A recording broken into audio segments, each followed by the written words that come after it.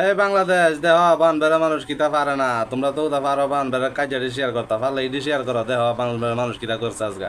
বিজিবির আগে আমরা বুক পাইতে দিব। ইয়েস, বিজিবির সৈনিক মরতে পারবেন, আমরা মরবো। এ যেন মাতৃভূমির প্রতি গভীর ভালোবাসার এক অনন্য দৃষ্টান্ত দেখালেন ব্রাহ্মণবাড়িয়ার বিজয়নগর উপজেলার সিঙ্গারবিল সীমান্তের যুবক ও বাসিন্দারা। যার কাছে যে অস্ত্র আছে, যে যেটা পারছে, সবাই প্রতিহত করার জন্য সবাই আমরা এগিয়ে আসছি। বৃহস্পতিবার গভীর রাত ব্রাহ্মণবাড়িয়ার সিঙ্গারবিল সীমান্তের ভারত অংশে 750 জনকে বাংলাদেশে ঢোকানোর চেষ্টা করছিল ভারতীয় বিএসএফ। গভীর রাতের নীরবতায় বিএসএফ ভেবেছিল খুব সহজেই 750 জনকে বাংলাদেশে পুশিং করতে পারবে, তবে রাতের নীরবতা ভেঙে মুহূর্তেই বদলে যায় সিঙ্গারবিল সীমান্তের পুরো প্রেক্ষাপট। দেশের জন্য যুদ্ধ করতে রাজি আছো? রাজি আছি। গোয়েন্দা তথ্যের ভিত্তিতে আগে থেকেই সীমান্তের সতর্ক অবস্থানে ছিল বর্ডার গার্ড বাংলাদেশ বা বিজিবি।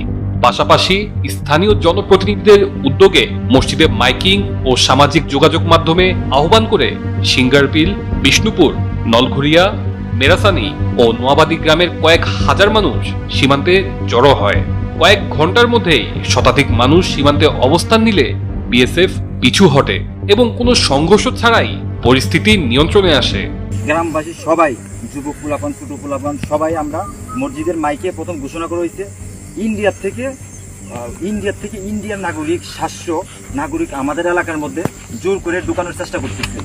স্থানীয়রা বলছেন, বিজিবির কাছ থেকে খবর পেয়ে রাতেই আমরা এলাকায় মাইকিং করি। গ্রামবাসী জড়ো হয়ে গেলে বিএসএফ পিছু হটতে বাধ্য হয়। অন্যদিকে বিজিবি বলছে, গোয়েন্দা তথ্যের ভিত্তিতেই আমরা আগে থেকেই সতর্ক ছিলাম। স্থানীয় বাসিন্দাদের সম্পৃক্ততার মাধ্যমে একটি বড় অনাকাঙ্ক্ষিত ঘটনা প্রতিহত করা সম্ভব হয়েছে। বিজিবির আগে আমরা বুক পাইতে দিব। ইয়েস, বিজিবির সৈনিক মরতে পারবেন, আমরা মরবো। দেশমাতৃকার প্রতি ভালোবাসার এক অনন্য উদাহরণ দেখিয়েছেন ব্রাহ্মণবাড়িয়ার সিঙ্গারবিল সীমান্তের বাসিন্দারা। দেশের প্রতি এমন ভালোবাসা আরো বেশি অব্যাহত থাকবে এমন প্রত্যাশাই সকলের। তানজিলুর রহমান তুষার, বৈশাখী সংবাদ।